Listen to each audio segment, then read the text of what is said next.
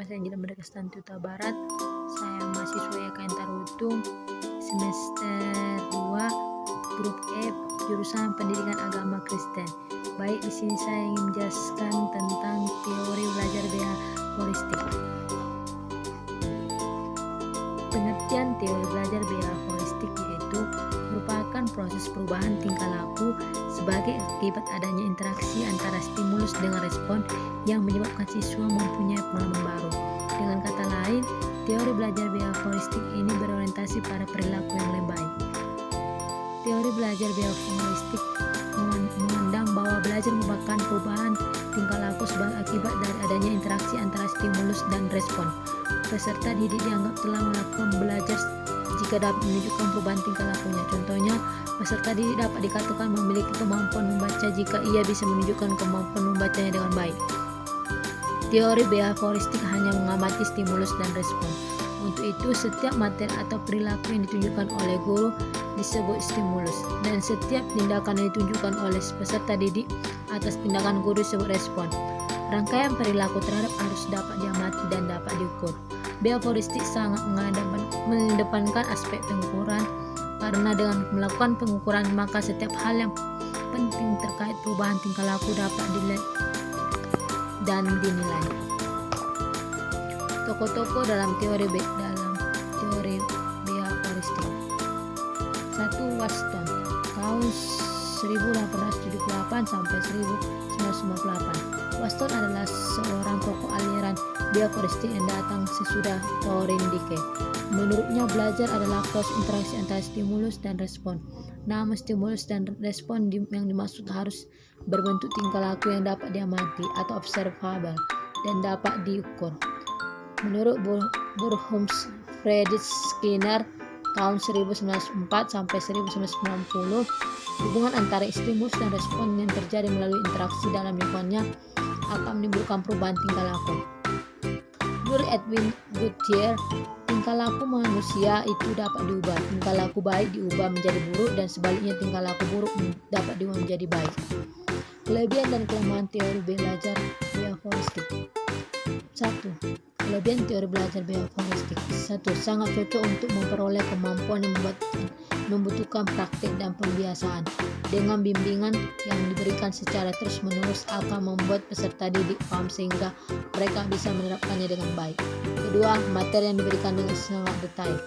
Hal ini adalah proses memasukkan stimulus yang dianggap tepat dengan banyaknya pengetahuan yang diberikan. Diharapkan peserta didik memahami dan mampu mengikuti setiap pembelajaran. Ketiga, membangun konstruksi pikiran. Dalam teori ini adanya penguatan dan hukuman dirasa perlu. Penguatan ini membantu siswa untuk memperkuat munculnya respon hukuman yang diberikan adalah yang sifatnya sehingga peserta didik mampu berkonsentrasi dengan baik. 4. Sangat cocok untuk memperoleh kemampuan yang membutuhkan praktik dan pembiasaan yang mengandung unsur seperti kecepatan, spontanitas, kelenturan, refleks, dan daya tahan. Kelima, mampu mengarahkan siswa untuk berpikir linear, konvergen, tidak kreatif, dan tidak produktif. Keenam, membawa siswa menuju atau mencapai target tertentu sehingga menjadi peserta didik yang untuk bisa bebas berkreasi dan berimajinasi. Kelemahan teori belajar BH holistik. 1. Pembelajaran siswa yang berpusat pada guru, bersifat mechanistik dan hanya berorientasi pada hasil yang diamati dan diukur. Kedua, murid hanya mendengarkan dengan tertib penjelasan guru dan menghafalkan apa yang didengar dan dipandang sebagai cara belajar yang efektif. Ketiga, siswa, baik hukuman verbal maupun fisik seperti kata-kata kasar, ejekan, jeweran yang justru berakibat buruk pada siswa. Keempat, tidak mampu menjelaskan situasi belajar yang kompleks sebab banyak variabel atau hal-hal yang berkaitan dengan pendidikan dan atau belajar yang tidak dapat diubah menjadi sekedar hubungan stimulus dan respon. Kelima, tidak mampu menjelaskan alasan-alasan mengacukan hubungan antara stimulus dan respon ini dan tidak dapat menjawab hal-hal yang menyebabkan terjadinya penyimpangan antara stimulus yang diberikan dengan responnya. Implikasi teori BH holistik dalam kegiatan pembelajaran. Implikasi teori belajar bioforistik dalam kegiatan pembelajaran sangat bergantung pada tujuan pembelajaran, sifat materi pembelajaran, karakteristik peserta didik, media dan sarana prasarana pembelajaran yang tersedia di sekolah. Pembelajaran dengan teori belajar bioforistik memandang pengetahuan merupakan sesuatu yang objektif, pasti, tetap, dan tidak berubah. Belajar asumsikan dengan proses mendapatkan pengetahuan, sedangkan mengajar merupakan proses memindahkan pengetahuan ke peserta didik. Dengan demikian, peserta didik diharapkan memahami dan mengimplementasikan apa yang diterima dalam proses pembelajaran. Dalam pembelajaran menggunakan pendekatan teori belajar bioforistik, upaya membiasakan dan mendepankan disiplin sangat diutamakan. Hal ini menjadi inti dari proses belajar sehingga pemberian cenderung dikaitkan dengan penegakan disiplin. Ketidakmampuan peserta didik dalam menerima pengetahuan dianggap sebagai sebuah kesalahan yang perlu mendapatkan hukuman. Sebaliknya, kemampuan peserta didik dalam menerima pengetahuan dengan baik dikatakan sebagai perilaku yang baik dan perlu mendapatkan reward. Tujuan pembelajaran menurut teori bioforistik ditekankan pada keberhasilan dalam menambahkan pengetahuan, dan peserta didik harus menunjukkan ketercapaian hasil belajar dalam bentuk penyelesaian laporan, kuis, atau tes. Untuk pelaksanaan proses pembelajaran dengan menggunakan teori belajar bioforistik ini terutama pada era revolusi industri 4.0 adalah atau era digital, pembelajaran dapat dilakukan dengan pemanfaatan media-media teknologi seperti dengan penggunaan PowerPoint dan multimedia. Penggunaan media ini dapat membantu guru dalam menyampaikan pesan secara rinci dan efektif. Kesimpulan, bioforistik merupakan salah satu aliran psikologi yang menyebabkan individu hanya dari sisi fenomena jasmania dan mengabaikan aspek-aspek mental. Dengan kata lain, bioforisme tidak mengakui adanya kecerdasan, bakat, minat, dan perasaan individu dalam suatu belajar. Menurut teori ini, peristiwa belajar semata-mata melatih refleks sedemikian rupa sehingga menjadi kebiasaan yang dikuasai individu, refleksi yang bisa memberikan respon kepada peserta didik dalam proses pembelajaran. Aplikasi teori bioforistik dalam kegiatan pembelajaran tergantung dari beberapa hal seperti tujuan pembelajaran, sifat materi pembelajaran, karakteristik pelajar, media, dan fasilitas pembelajaran yang tersedia. Tujuan pembelajaran menurut teori bioforistik ditekankan pada penambahan pengetahuan, sedangkan belajar sebagai aktivitas mimes yang menuntut pembelajaran untuk mengungkapkan kembali pengetahuan yang sudah dipelajari dalam bentuk laporan, kuis, atau teks. Teori ini memiliki banyak kelebihan dan kekurangan. Setiap apa yang menjadi kelebihannya bisa menjadi motivasi untuk meraihkan belajar, dan kekurangannya kita renovasi agar bisa lebih baik lagi. Saran sebagai calon pendidik, hendaknya kita mampu menciptakan suasana belajar yang kondusif dan efektif, lalu menerapkan metode dan teori yang tepat sehingga proses belajar mengajar berjalan dengan baik. Oleh karena itu, sebagai calon pendidik atau guru, hendaknya kita mempelajari teori-teori pembelajaran yang ada agar kita mampu menemukan kecocokan dalam metode pengajaran tepat. Sekian hasil penjelasan saya. Jika ada kesalahan dalam tutur kata saya, mohon maafkan. Terima kasih. Perkenalkan, nama saya Angela yang Kesulitan Tita Barat. Saya mahasiswa EKN Tarutu semester 2 jurusan Pendidikan Agama Kristen grup E. Baik, di sini saya ingin menjelaskan tentang teori belajar kognitif. Pengertian teori belajar kognitif. Teori belajar kognitif merupakan suatu proses internal yang mencakup kegiatan retensi, pengelolaan informasi, dan aspek kejiwaan lainnya. Dengan kata lain, belajar merupakan aktivitas yang melibatkan proses berpikir yang sangat kompleks. Berbeda dengan teori bioforistik, teori belajar kognitif lebih mementingkan proses belajar daripada hasil belajarnya. Para penganut teori ini mengatakan bahwa belajar tidak sekedar melibatkan hubungan antara stimulus dan respon saya, tetapi belajar merupakan suatu perubahan persepsi dan pemahaman yang tidak selalu dapat terlihat sebagai tingkah laku yang tampak. Dengan demikian, teori belajar kognitif sering juga disebut dengan model perseptual. Model belajar kognitif mengatakan bahwa tingkah laku seseorang ditentukan oleh persepsi serta pemahamannya tentang situasi yang berhubungan dengan tujuan belajarnya. Tokoh-tokoh dalam teori belajar kognitif. Jean Piaget. Menurut Piaget, perkembangan kognitif merupakan suatu proses genetik, proses adaptasi kognitif. A. Asimilasi atau menambahkan informasi baru. B.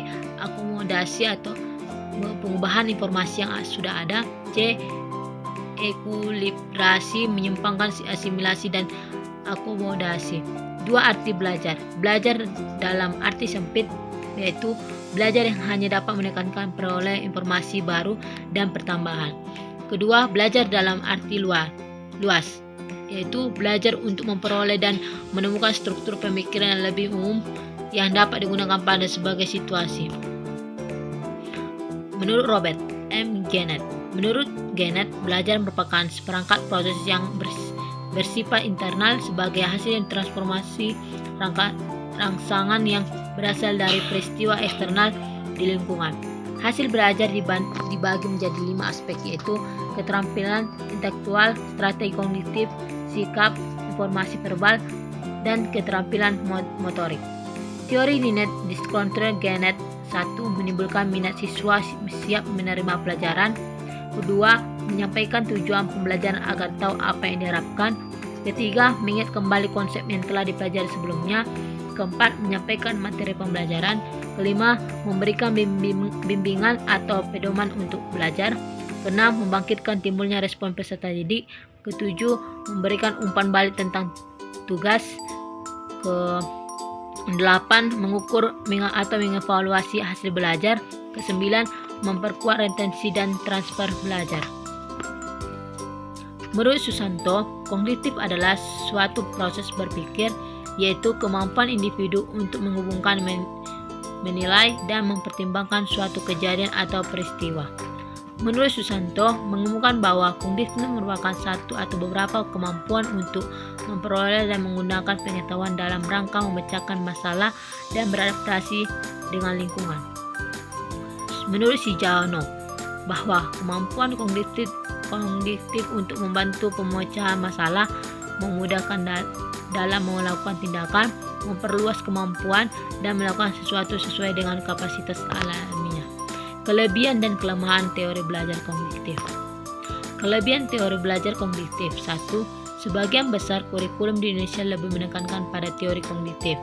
Kedua, pendidikan hanya perlu memberikan dasar-dasar dari materi yang diajarkan yang dikembangkan sendiri oleh peserta didik. Ketiga, memaksimalkan kemandirian peserta didik dalam mencari informasi. Keempat, memaksimalkan ingatan yang dimiliki peserta didik.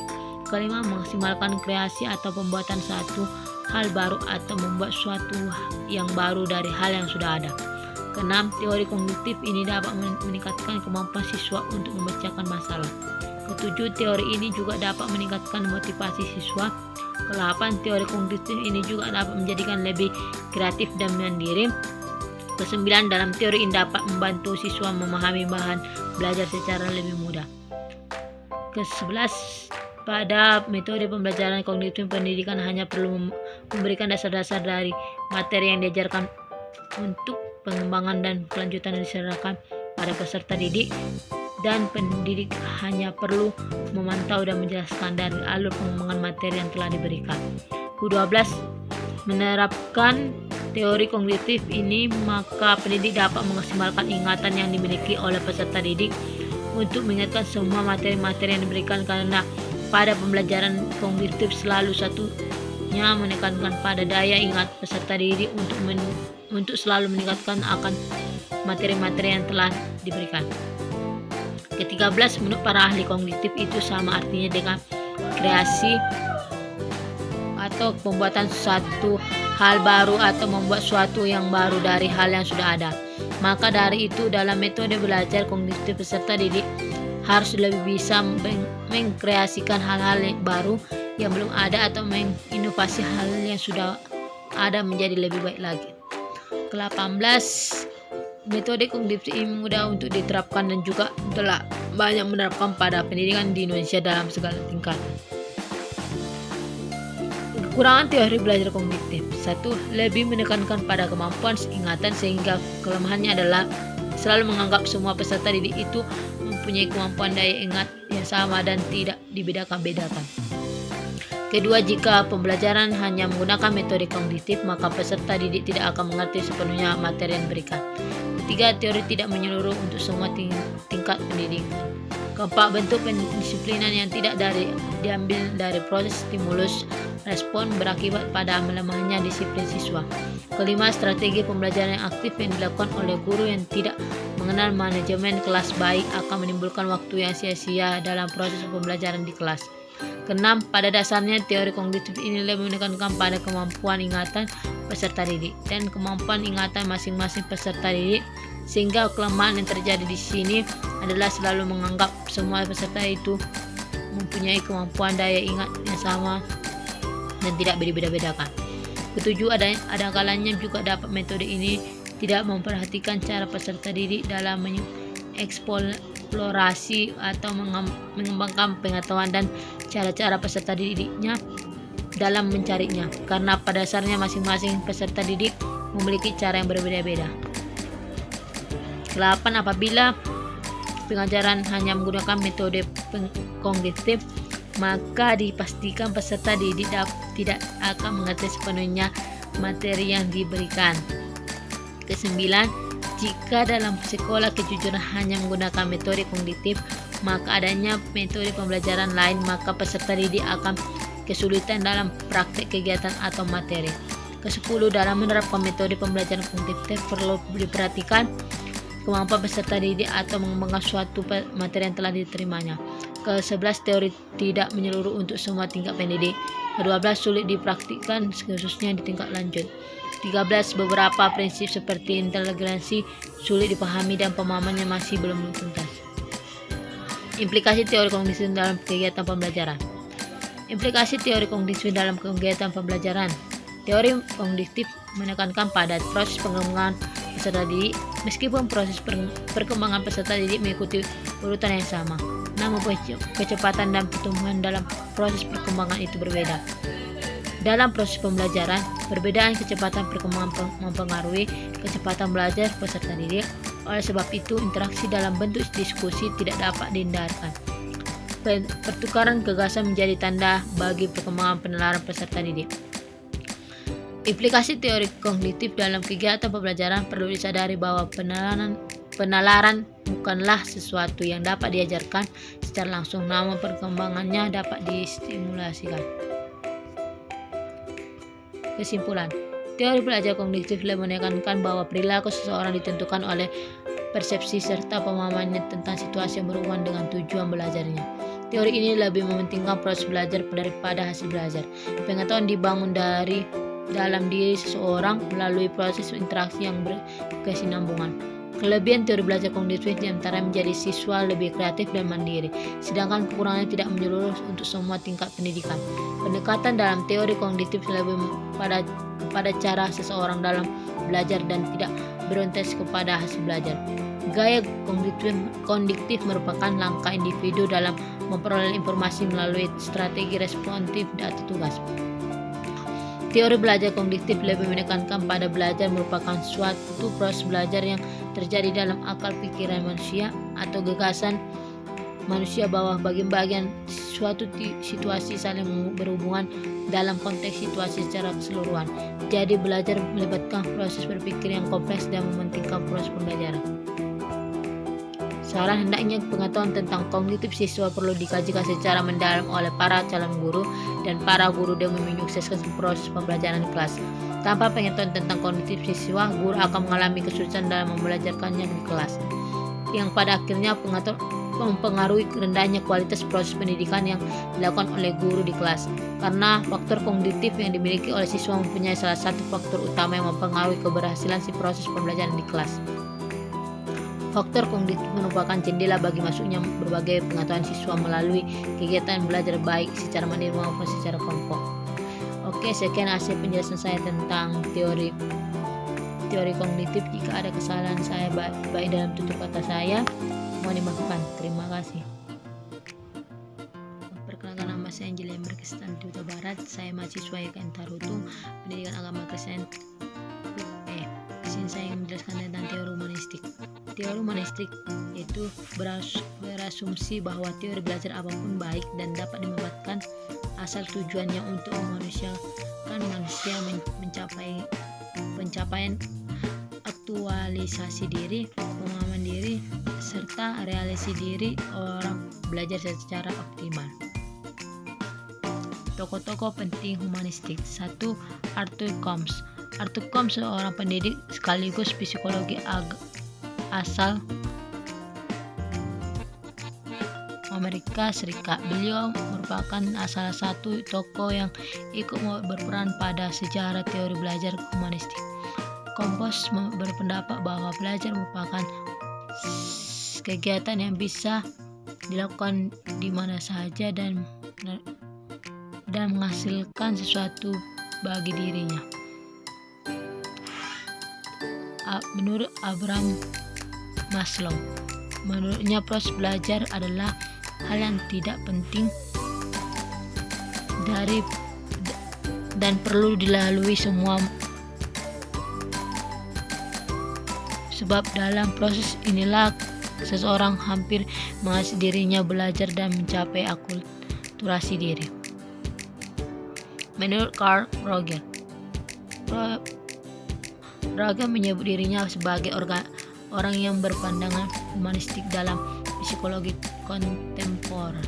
Psikologi humanistik dari satu pihak menantang apa yang disebut sebagai pesimisme suram dan keputusan terkandung dalam pandangan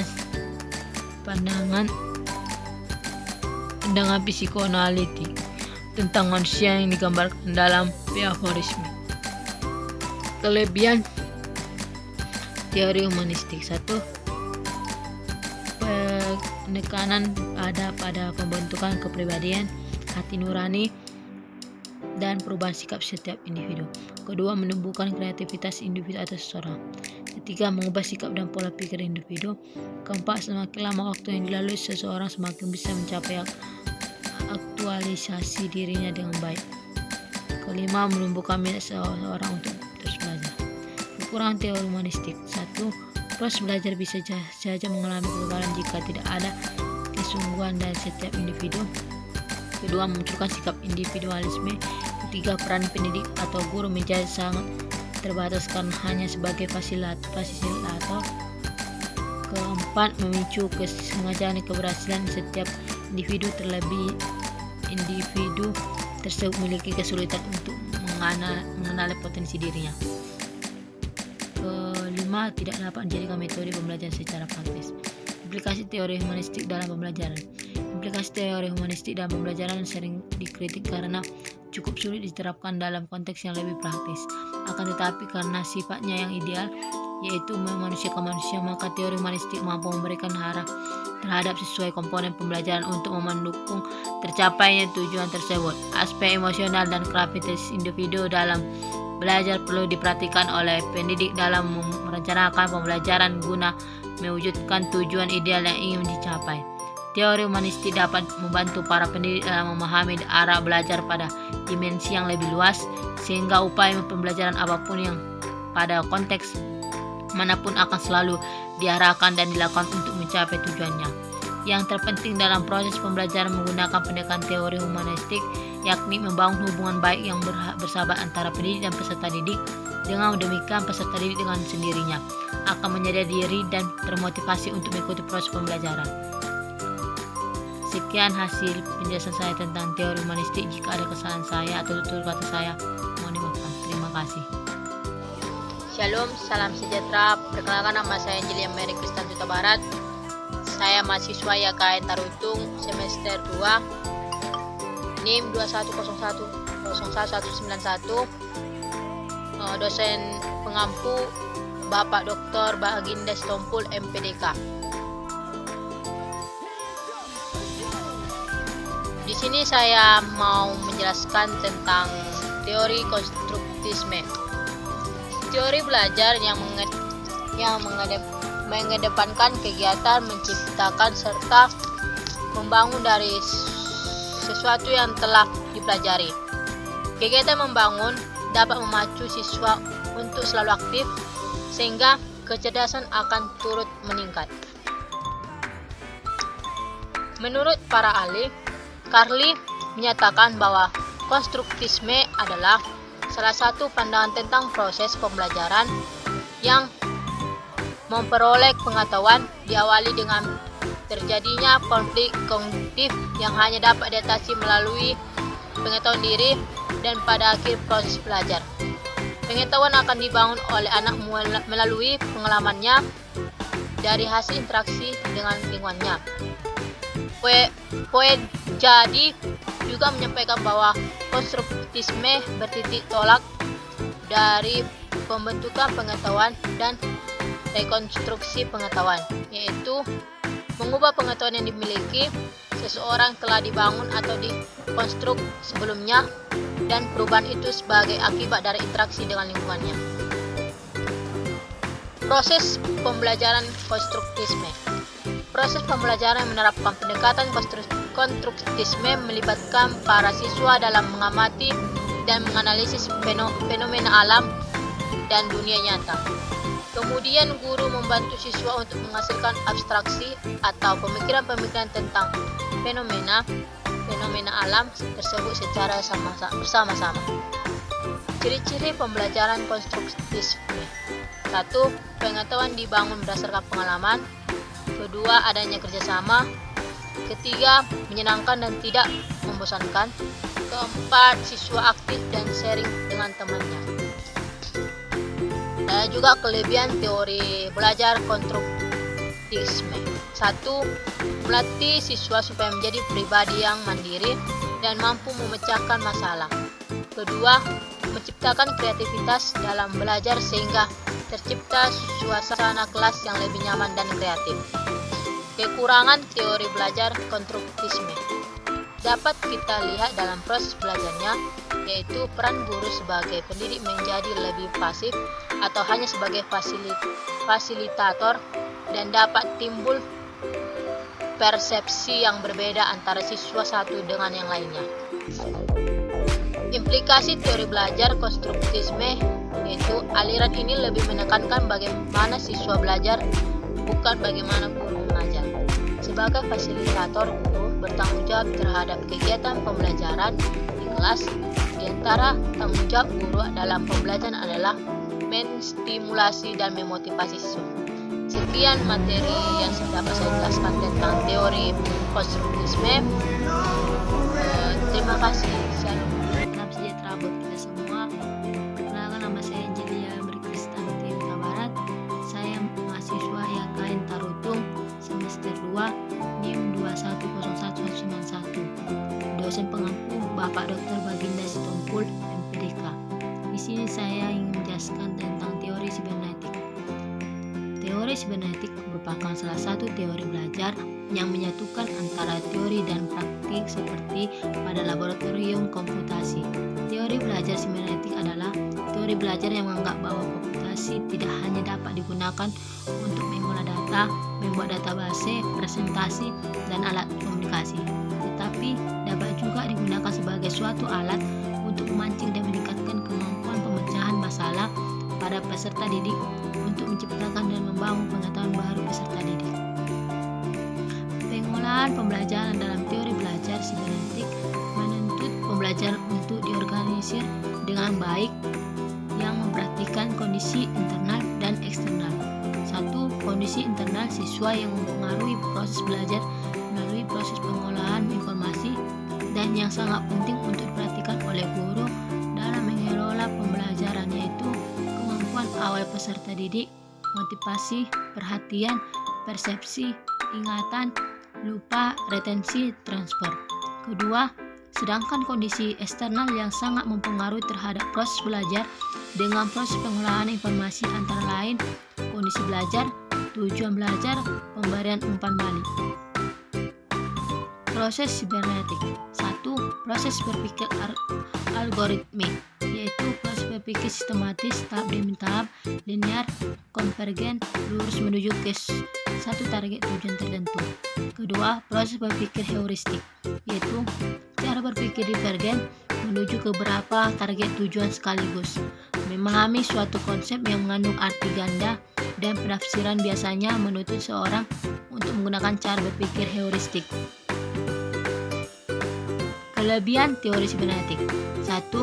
Cara berpikir yang berorientasi pada proses lebih menonjol. Kedua, menyajikan pengetahuan memenuhi aspek ekonomi. Ketiga, kapasitas belajar dapat disajikan lebih lengkap. Keempat, adanya keterangan seluruh kegiatan belajar kepada tujuan yang ingin dicapai. Kelima, adanya transfer belajar pada lingkungan kehidupan yang sesungguhnya. Keenam, kontrol belajar memungkinkan belajar sesuai dengan irama masing-masing individu. Ketujuh, balikan informatif memberikan rambu-rambu yang jelas tentang tingkat untuk kerja yang telah dicapai dibandingkan dengan unjuk kerja yang diharapkan. Penerapan teori sibernetik. 1. Menentukan tujuan instruksional. 2. Menentukan materi pelajaran. 3. Mengkaji sistem informasi yang terkandung dalam materi yang akan disampaikan. 4. Menentukan pendekatan belajar yang sesuai dengan informasi. 5. Menyusun materi dalam urutan yang sesuai dengan sistem informasinya.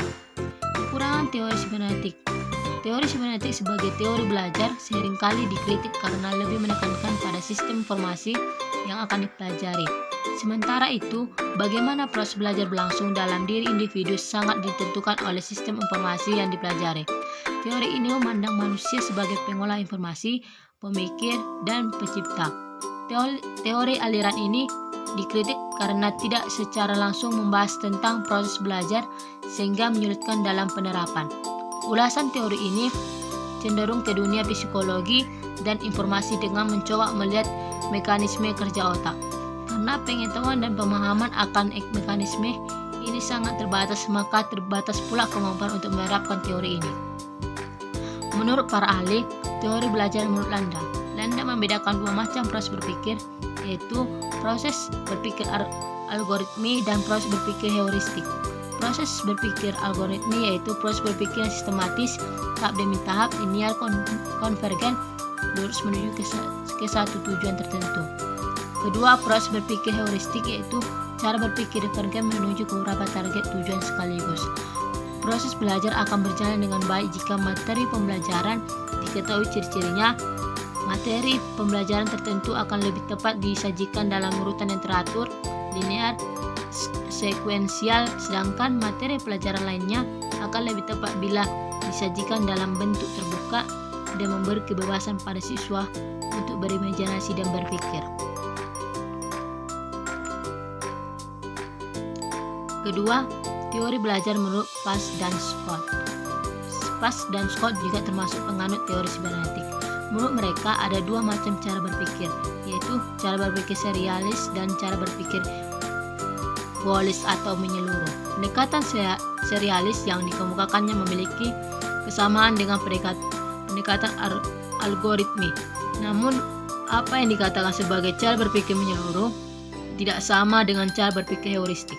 Bedanya, cara berpikir menyeluruh adalah berpikir yang cenderung melompat ke depan langsung ke gambaran lengkap sebuah sistem informasi. Aplikasi teori belajar sibernetik dalam pembelajaran. 1. Teori belajar pengolahan informasi termasuk dalam lingkup teori kognitif yang mengemukakan bahwa belajar adalah proses internal yang tidak dapat diamati secara langsung dan merupakan perubahan kemampuan yang terikat pada situasi tertentu. Namun memori kerja manusia mempunyai kapasitas yang terbatas. Oleh karena itu, untuk mengurangi muatan memori kerja, perlu memperhatikan kapasitas belajar, peristiwa belajar, dan perorganisasian atau urutan pembelajaran. Belajar bukan sesuatu yang bersifat alamiah, namun terjadi dengan kondisi-kondisi tertentu, yaitu kondisi internal dan kondisi eksternal. Sehubung hal tersebut, maka pengolahan pembelajaran dalam teori belajar sibernetik menuntut pembelajaran untuk diorganisir dengan baik yang memperhatikan kondisi internal dan kondisi eksternal. Semua tanda simbol, angka, dan kata tulis dengan benar. Sekian hasil penjelasan saya tentang teori sibernetik. Jika ada kesalahan, baik tutur kata saya, mohon dimaafkan. Terima kasih. Shalom buat kita semua. Perkenalkan, nama saya Angel Lember Kristan Duta Barat. Saya mahasiswa YKN Tarutung semester 2 NIM 21011191. Dosen pengampu Bapak Dr. Baginda Sitompul MPDK. Di sini saya ingin menjelaskan tentang teori kecerdasan majemuk. Kecerdasan majemuk adalah pendekatan perkembangan dalam belajar yang tandai anak tumbuh dan berkembang sebagai suatu keseluruhan, tidak hanya satu dimensi saja yang berkembang dalam suatu waktu tertentu atau sebaliknya. Tidak semua dimensi memiliki kecepatan perkembangan yang sama. Menurut para ahli, Howard Gardner mengubah pola pikir konvensional tersebut. Ia kemudian mengeluarkan konsep penilaian kecerdasan dengan 8 parameter. Konsep kecerdasan yang dibawa Gardner berangkat dari pandangan penilaian kecerdasan si kecil tidak cuma berdasar skor standar saja.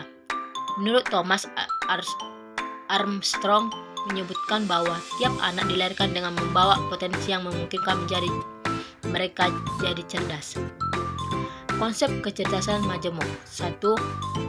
Jenis kemampuan tidak cukup untuk menyelesaikan berbagai persoalan manusia secara menyeluruh. Oleh sebab itu, kemampuan intelektual anak harus diperhatikan secara menyeluruh. 2. Setiap anak punya karakteristik kecerdasannya sendiri. Karena setiap anak harus memiliki perhatian dan pendampingannya sendiri-sendiri. 3. Setiap anak memiliki kebebasan cara belajarnya sesuai dengan kecerdasannya, termasuk juga kebebasan evaluasi hasil belajarnya. 4. Setiap lingkungan anak memiliki fasilitas untuk mengembangkan kecerdasan majemuk yang dimiliki tiap anak. 5. Penilaian kecerdasan anak harus kontekstual dan terkekang pada tes tertulis dengan standar formal. 6. Proses belajar anak tidak terbatas pada batas-batas tertentu. Macam-macam kecerdasan majemuk. 1. Kecerdasan verbal linguistik.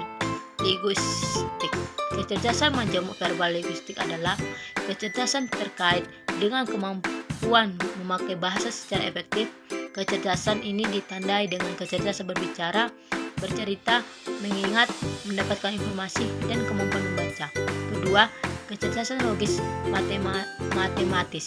Pengertian kecerdasan majemuk logis matematis adalah kecerdasan anak yang terkait dengan kemampuan analisis masalah secara logis, menemukan pola atau rumus, serta melakukan analisis. Ketiga, kecerdasan spasial visual. Pengertian kecerdasan majemuk spasial visual adalah kecerdasan imajinasi dan berbagai pola bentuk. Anak dengan kecerdasan ini mampu menganalisis area spasial secara akurat. Ciri khas utama kecerdasan ini adalah melakukan transformasi persepsi ruang secara visual ke dalam pikirannya. Keempat, kecerdasan kinestetik jasmani. Kecerdasan majemuk kinestetik jasmani sering juga dikenal sebagai kecerdasan gerak tubuh. Anak dengan kecerdasan kinestetik jasmani punya kecenderungan memiliki kemampuan kontrol dan koordinasi anggota tubuh di atas rata-rata. Kelima, kecerdasan musikal. Pengertian kecerdasan musikal berarti kemampuan berpikir atau mencerna musik, menyimak pola-pola nada, mengenalinya, dan memanipulasinya. Keenam, kecerdasan intrapersonal. Kecerdasan majemuk intrapersonal adalah kecerdasan anak untuk memahami dirinya sendiri, menyadari keberadaan dirinya, dan berbagai kesadaran terkait introspeksi diri. Ketujuh, kecerdasan naturalis. Pengertian kecerdasan naturalis adalah kemampuan si kecil mengenali dan memahami lingkungan alam. Contoh, kecerdasan naturalis adalah terkait mengkoleksi kupu-kupu atau merawat tumbuhan. Ciri-ciri majemuk kecerdasan. 1. Kepekaan terhadap bahasa dan kata-kata. 2. Kepekaan anak terhadap pola abstrak dan pola matematika. 3. Kepekaan terhadap kondisi dan situasi ruang dan spasial tertentu.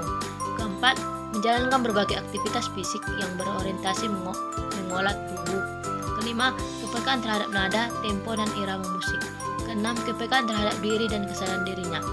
7. Kepekaan terhadap hubungan diri dengan lingkungan sosialnya. 8. Kepekaan terhadap berbagai bagian di lingkungan alam. Kelebihan dan kekurangan teori kecerdasan majemuk. Kelebihan: 1. Pembelajaran dapat lebih fokus terhadap suatu kecenderungan kecerdasan dan punya hasil yang optimal. Kedua, memberikan sudut pandang baru terhadap pengembangan potensi manusia. Ketiga, memberi harapan dan semangat baru terutama terhadap si pembelajar. Keempat, membuka kesempatan pada si pembelajar untuk kritis dan berpikiran terbuka. Kelima, menghindari adanya penghakiman terhadap manusia dari sudut pandang kecerdasan atau inteligensi. Kekurangan: 1. Memiliki kontroversi terutama dalam pandangan ahli psikologi tradisional, antara lain mencampur adukan pengertian kecerdasan, keterampilan, dan bakat. Kedua, bersifat personal atau individual, sehingga teori ini lebih efektif digunakan untuk mengembangkan pembelajaran orang per orang daripada mengembangkan pelajaran massa atau klasikal. 3. Membutuhkan fasilitas yang lengkap sehingga membutuhkan biaya besar untuk operasional klasikal atau massal.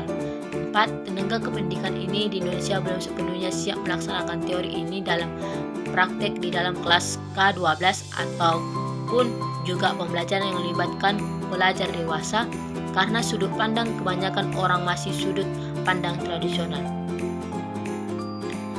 Sekian hasil penjelasan saya tentang teori kecerdasan majemuk. Jika ada kesalahan dalam materi saya atau tutur kata saya, mohon dimaafkan. Terima kasih.